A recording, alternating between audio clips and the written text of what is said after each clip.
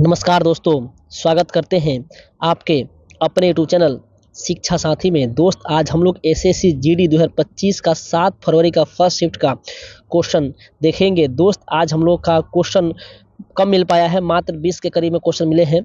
चलिए जो भी क्वेश्चन मिले हैं सारे इम्पोर्टेंट और रियल प्रश्न हैं, चलिए उन्हें मिलाते हैं। देखिए दोस्त, आपका एक न एक किसी अध्यक्ष से क्वेश्चन तो पूछ ही रहा है। आज क्वेश्चन पूछा था संघ लोक सेवा आयोग यूपीएससी के वर्तमान अध्यक्ष कौन है। तो दोस्त इसका नाम है प्रीति सूदन।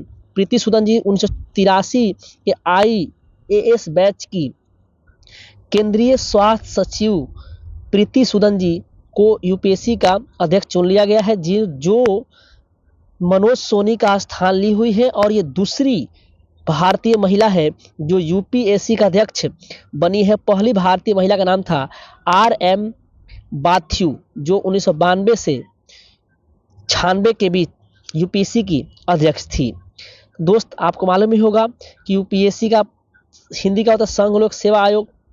चलिए यूपीएससी की स्थापना 1926 में हुआ था, जिसका नाम लोक सेवा आयोग था और 1935 के 1935 के संघीय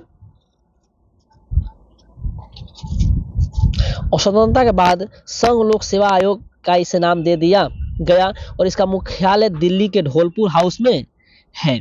चलिए नेक्स्ट प्रश्न अगला आया था, खिलाफत आंदोलन के बाद कौन सी समिति का गठन हुआ। ये क्वेश्चन आया था मेरे दोस्त। तो देखिए दोस्त, आपके ऑप्शन में था मजलिस ए अहरार ए इस्लाम समिति। ये आपका ऑप्शन में था जो खिलाफत आंदोलन के बाद इसका गठन हुआ था।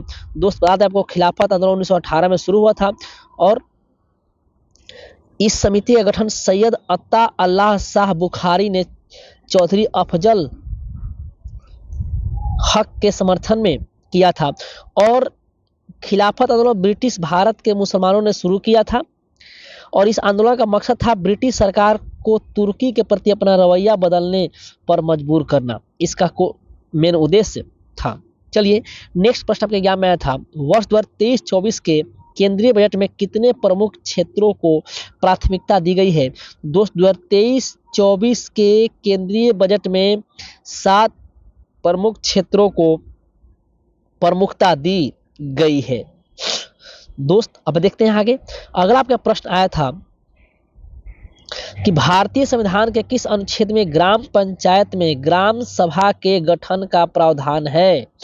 दोस्त पंचायती राज से क्वेश्चन पूछ चुका है कि ग्राम सभा का गठन का प्रावधान किससे है। तो दोस्त 243 के ए में ग्राम सभा का गठन का प्रावधान है, ठीक है।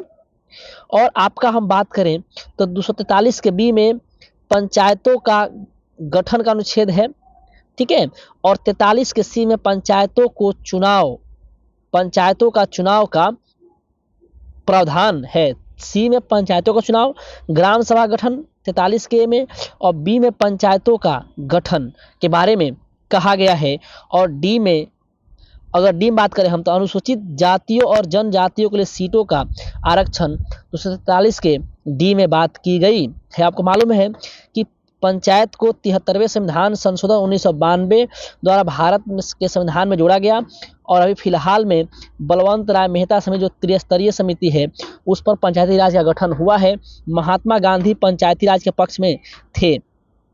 नेक्स्ट क्वेश्चन आपके एग्जाम में आया था कि निम्नलिखित में से कौन सा राज्यपाल की शक्तियों से संबंधित नहीं है। तो दोस्त जो भी केंद्र की शक्तियां होती है ना वो राज्यपाल की शक्तियों से संबंधित नहीं है।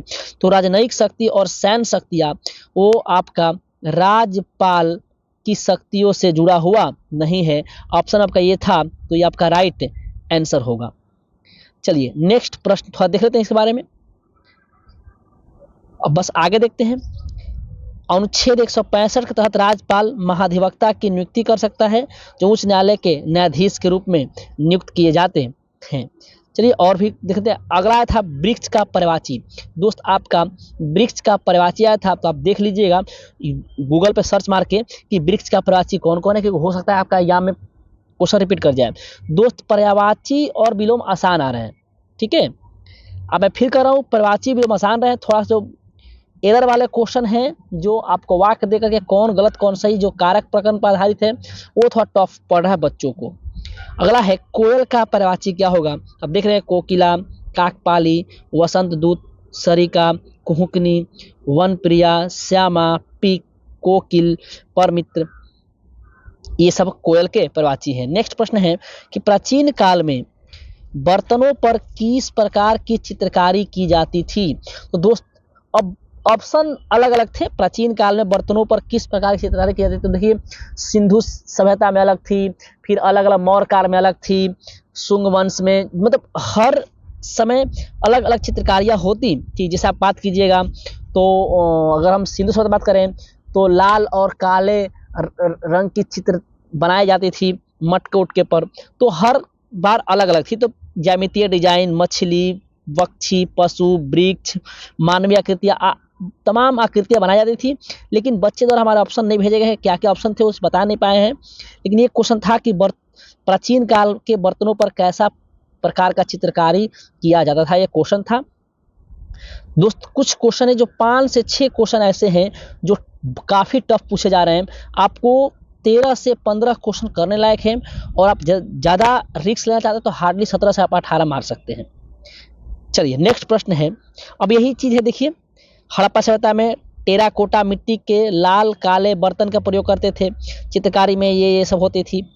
ठीक है, आप इसको देख लीजिएगा। नेक्स्ट प्रश्न आपके एग्जाम में आए थे, हल्दा त्योहार से क्वेश्चन था कि हल्दा त्योहार भारत के किस राज्य में मनाया जाता है। तो दोस्त हल्दा त्योहार हिमाचल प्रदेश में मनाया जाता है।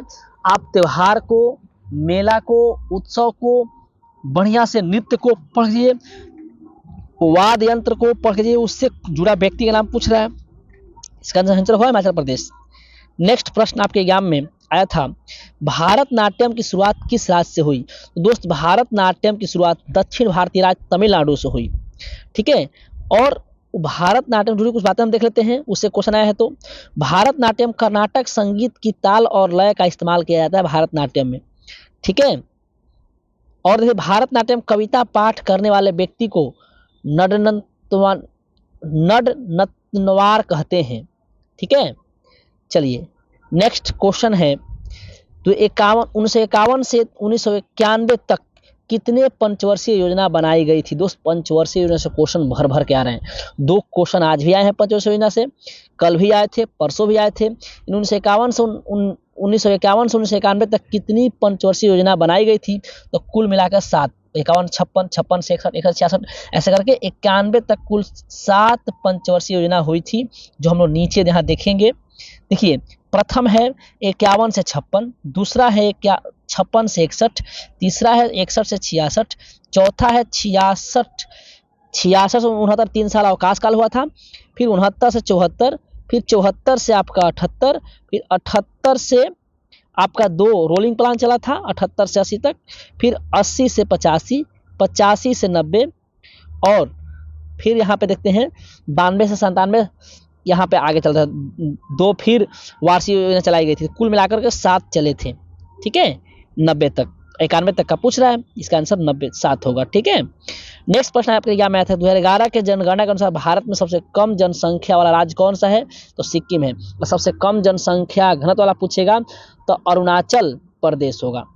चलिए नेक्स्ट प्रश्न आपके एग्जाम में आया था कि निम्न से कौन कार्यपालिका का कार्य नहीं है। कार्यपालिका का कार्य नहीं है मुख्य न्यायाधीश का। ठीक है, मतलब कार्यपालिका क्या हो सकती है, जो जो जो कार्य करती है, ये मुख्य न्यायाधीश क्या है, न्यायपालिका है, तो ये कार्यपालिका नहीं है, इसका आंसर होगा मुख्य न्यायाधीश। नेक्स्ट आपके एग्जाम में आया था, कॉमनवेल्थ गेम में भारत का स्थान क्या था। तो कॉमनवेल्थ गेम में भारत का स्थान चौथा था। ठीक है, कुल इसे कहते हैं राष्ट्रमंडल खेल, ये बर्किंघम में हुआ था, 2022 में हुआ था।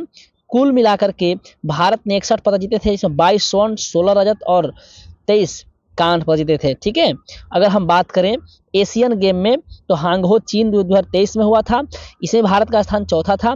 कुल पदक 107 था, 28 स्वर्ण, 38 रजत और 41 कांस्य पदक था। प्रथम पंचवर्षीय योजना का उद्देश्य क्या था, फिर क्वेश्चन पूछ चुका, क्वेश्चन रिपीट किया है, तो कृषि का विकास करना था। ठीक है दोस्त, अगला प्रश्न मैंने प्रश्न आपको करा दिया है। अगला प्रश्न आपके एग्जाम में आया था कि किस भारतीय नर्तक ने छऊ नृत्य के लिए 2018 में संगीत नाटक अकादमी पुरस्कार जीता। देखिए काफी क्वेश्चन डीप आ रहा है मेरे दोस्त, ठीक है, तो आप इसके लिए थोड़ा तैयार रहिएगा, ठीक है। नर्तक छऊ नृत्य के ऐसा नर्तक जिनको 2018 में संगीत नाटक अकादमी पुरस्कार मिला था, उनका नाम है तपन कुमार पटनायक। क्या है नाम है उनका? तपन कुमार पटनायक। नेक्स्ट प्रश्न आपके एग्जाम में एक क्वेश्चन था बैडमिंटन चैंपियनशिप से जुड़ा हुआ, ये किसने किसको हराया। ये क्वेश्चन अभी कंफर्म नहीं हो पाया है, इसका आंसर मैं क्वेश्चन ये डील नहीं कर पाऊंगा। चलिए दोस्त, इतने क्वेश्चन मिले थे, और भी क्वेश्चन आपके पास हैं इस नंबर पे हमें व्हाट्सएप कर सकते हैं, ताकि मैं बच्चों के सामने ये क्वेश्चन डील कर सकूं। चलिए मिलते हैं नेक्स्ट वीडियो में। वीडियो को लाइक कर दीजिए और चैनल को सब्सक्राइब कर दीजिए।